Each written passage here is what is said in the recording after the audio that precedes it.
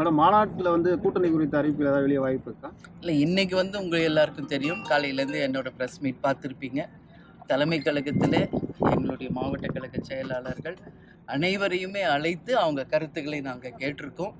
அதை வந்து ஒரு வாக்கு மாதிரி அவங்கவுங்க கருத்தை எழுதி கொடுத்துருக்காங்க. ஒவ்வொரு தனி நபரும் அவங்கவுங்க கருத்துக்களை அவங்க ஜனநாயக ரீதியாக அவங்களுக்கான உரிமையோடு அந்த மாவட்டத்தின் பிரதிநிதிகளாக இருந்து அதை எழுதி கொடுத்துருக்காங்க. அது வந்து ஓட்டு போடுற மாதிரி நம்ம வந்து பாக்ஸில் போட்டிருக்காங்க.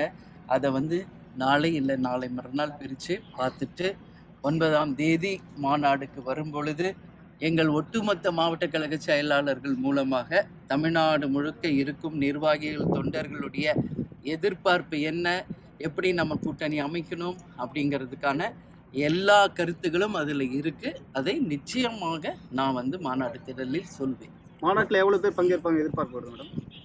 அங்கே நிறைய ஒரு பெரிய அளவு, ஏன்னா கேப்டனுடைய கட்சி கேப்டன் மாநாடுன்னா என்னன்றது இன்னைக்கு உலகமே தெரிஞ்ச ஒரு விஷயம். இதுவரைக்கும் தமிழ்நாட்டில் இதுவரைக்கும் நடந்த அத்தனை மாநாடுகளிலும் மதுரையில் நடந்த மாநாடு தான் இன்னைக்கு வரைக்கும் சரித்திரம். அதுக்கு அடுத்து நடந்த பல்வேறு மாநாடுகள், இளைஞரணி மாநாடு, மகளிர் மாநாடு, அதே போல் சேலத்தில் நடந்த மாநாடு, விழுப்புரத்தில் நடந்த மாநாடு, நான் ஒவ்வொன்றா சொல்லிகிட்டே போகலாம். கேப்டன் இருந்த இந்த கட்சி ஆரம்பித்து 20 வருஷம் நாங்கள் நடத்திய மாநாடுகள் அத்தனையுமே தானாக சேர்ந்த கூட்டம். அதுதான் அங்கே முக்கியம். தலைவர் வந்து இந்த தேதி இங்கே வந்து மாநாடு அப்படின்னு சொல்லுவார். அவங்கவுங்க வண்டி வச்சு அவங்கவுங்க சோறு கட்டி அவங்கவுங்க வந்து சேர்ற ஒரு மாநாடு, அதுதான் தேமுதிகவின் மாநாடு என்பதை நான் பெருமையோட இந்த நேரத்தில் கொஞ்சம் பொறுமையா இருங்க, நானே சொல்றேன். விருதாச்சலம் தொகுதி எப்பவுமே எங்க தொகுதியால எந்த மாற்று கருத்து இல்லை. கேப்டனுக்கும் தேசிய முற்போக்கு திராவிட கழகத்துக்கும் முதல் வெற்றியை கொடுத்த தொகுதி விருதாச்சலம். இந்த கடலூர் மாவட்டம் விருதகிரீஸ்வரர் அருளால், விருதாம்பிகை அருளால் ஒரு மகத்தான வெற்றியை கொடுத்த தொகுதி.